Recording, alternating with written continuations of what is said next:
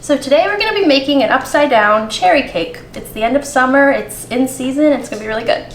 We're going to start by just kind of pitting our cherries. And I don't have a cherry pitter, so we're just going to have to do it by hand. But if you have a cherry pitter, obviously use that. This is how I do it when I don't have a cherry pitter. So you take the stem off the cherry and then you kind of just go around the seed like this, like as if it was like an avocado or something, and you twist it off in the same way, like that. And then that one's obviously all ready to go. And then for the pit itself, I just kind of dig my finger in there and kind of rip it out. And that's what I do when I don't have a cherry pitter. It works pretty good. It's just that you're definitely going to stain your hands, but the cake is definitely worth it. So we're just going to do that to a bunch of cherries.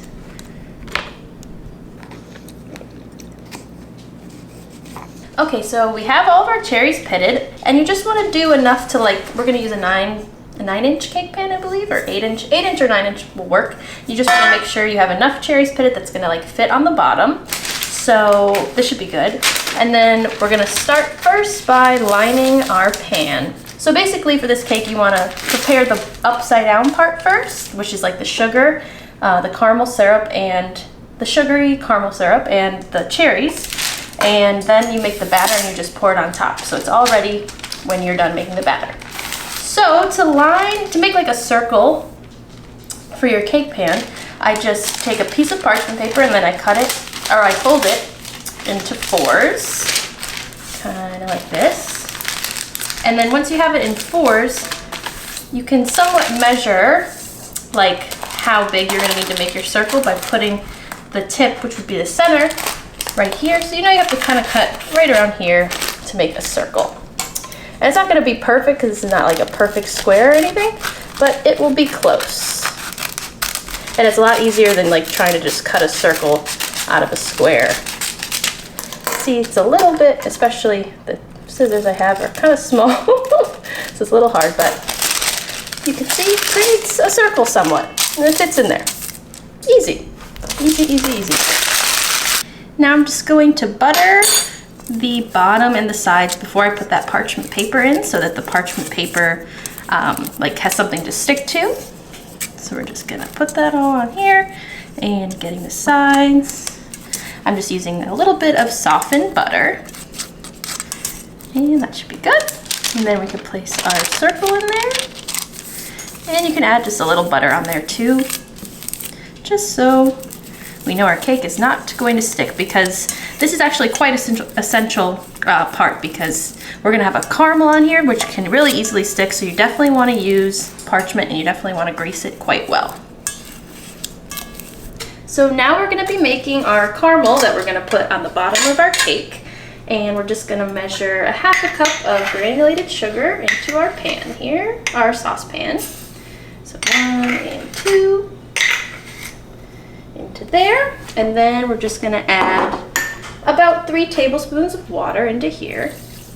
And now we're just going to put this on medium heat, and we're just going to let the sugar and the water melt together and then brown it up. You don't want to stir it too much at this point. You can kind of shake it to evenly disperse the water onto the sugar, but you don't want to stir it too much because it's going to crystallize and then it's going to get chunky and it's not going to be a nice caramel. So we're just going to let this cook. So our water and our sugar are melting all together. We have all these bubbles happening, and we're just gonna let it go until it browns. You were looking for like a kind of like an iced tea color, and that's when we're gonna add in some butter. But you just wanna leave it be, just let it go.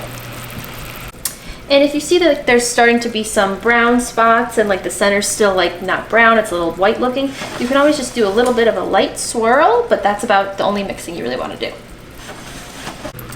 So we're getting into a light brown color. So when you're getting really close like this, you want to make sure you have a tablespoon of butter on hand, because right when it gets nice and brown to the desired color, we're going to have to put in our butter so that it stops it from like getting too far and going too dark. We're getting very close.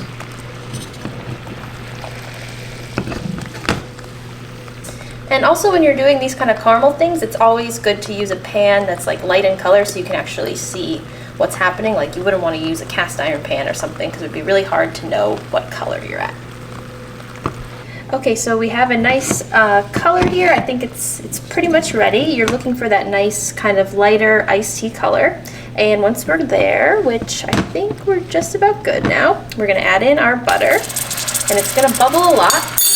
You can turn the heat off, and then we're just gonna kind of swizzle that in, stir it in.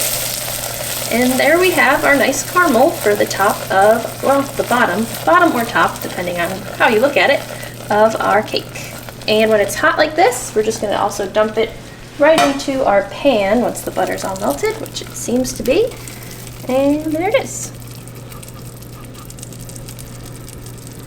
And then we're just going to make sure the caramel kind of fills the whole thing. And then we're gonna place our fruit on top. So now that we have our caramel on the bottom, it's gonna start hardening up almost essentially right when you put it in there, but it's okay, like it's going to bake, and that's when it's gonna also seep into the fruit. We are just going to now add all of our cherries to the bottom, and I like to put them in face side down because when you flip it over at the end, it comes out really pretty. And then also you wanna make sure you are kind of snugging them in really tight, because the tighter you have them, the prettier it's gonna be once it's baked, because when we add our batter in there, the batter is going to expand and it's going to kind of separate the fruit a bit, and the more fruit you have, the tighter it'll be when you like invert it, if you know what I mean. And when you're layering these in there, also obviously this caramel is very hot, so you just want to make sure you're not like dipping your fingertips into it too much, because that's gonna burn. And I actually had to cut up a little bit more. I underestimated the amount we needed for the bottom, but as long as you just buy like a bag of cherries, it's gonna be, you're gonna get enough. But yeah, you might just have to cut more. And I'm just adding my last few in the middle. And see how nice and tight that's packed? It's gonna make it look really, really pretty when it's unveiled. Okay, so now that we have our bottom of our cake or top of our cake all ready to go, we're gonna make the batter, which is a really easy batter. It's just all in one bowl and you kind of just mix it all up. I'm gonna start by adding 2 cups of all-purpose flour to our big bowl here. And I don't know where my cup measure went, so I'm doing 4 half cups. It's missing in action somewhere. And next we're going to add 1 cup of granulated sugar.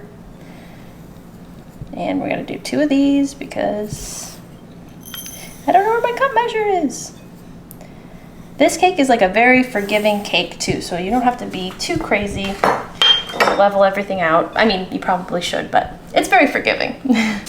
And then we're going to add 2½ teaspoons of baking powder into here. 1, 2½ and then we're going to add in a teaspoon of kosher salt.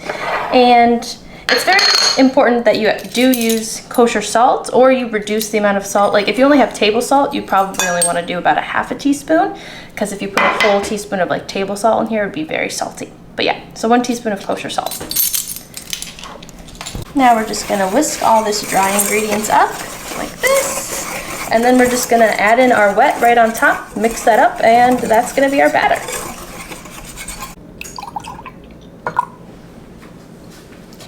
So we're adding 1/4 cup of milk, and we're gonna add about 1 teaspoon of vanilla, 2 teaspoons or so. I just kind of, measure with your heart on that.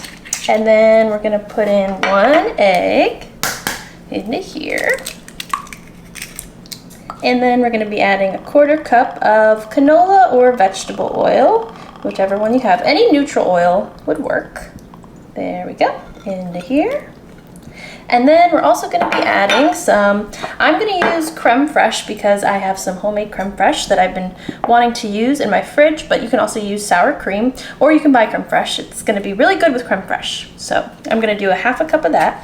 And this might open a little bit spritzy. Oh, no, it didn't. But look at that. Homemade creme fraiche. It's so nice. Just gonna measure 1/2 cup. Okay. And we'll add that into here. Perfect. And then we're just gonna whisk this all up until it's just combined. You don't want to mix too much. You don't want to overmix this. You just want it all to be moistened and a nice looking batter.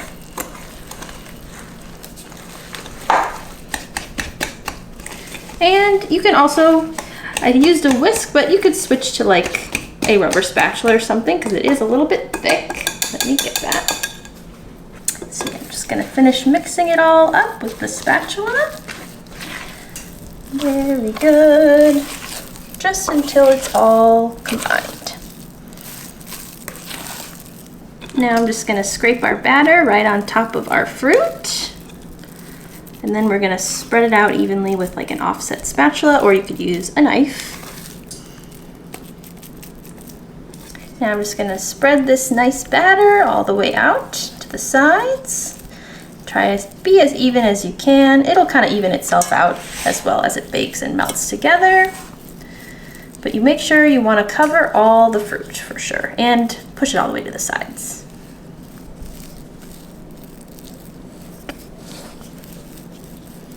And now we're going to bake our cake at 350 for 40 to 50 minutes until it's puffed up, springy, golden, and if you insert a toothpick in the center, it comes out clean.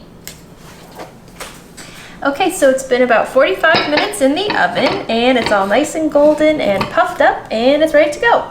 We're just going to let this cool for about 10 minutes in the pan and then we're going to invert it. You don't want to let it cool too far in the pan because then you won't be able to flip it out and the caramel won't be hot anymore. So yeah, 10 minutes, we're going to invert it. So it's been 10 minutes and we're just going to run our offset spatula around. And now we're just going to invert it onto a plate. This and take the top off. It might be a little warm still, so if you want to use oven mitts you can, but it's okay for me. And there we go. Wow, it looks good. So beautiful. This is super good eaten warm, so let's just take a bite. Going to cut it like this. Keep our cherries intact if we can. Oops, it's very warm still. You could probably let this cool a little bit more, but I just cannot wait. Look at how fluffy that is. Yum. And you could totally eat this warm with some ice cream or whipped cream, but I'm just gonna go right in for it. And it's so tender and so fluffy. Came out so good. That's actually a little bit too big of a bite. We'll just take this.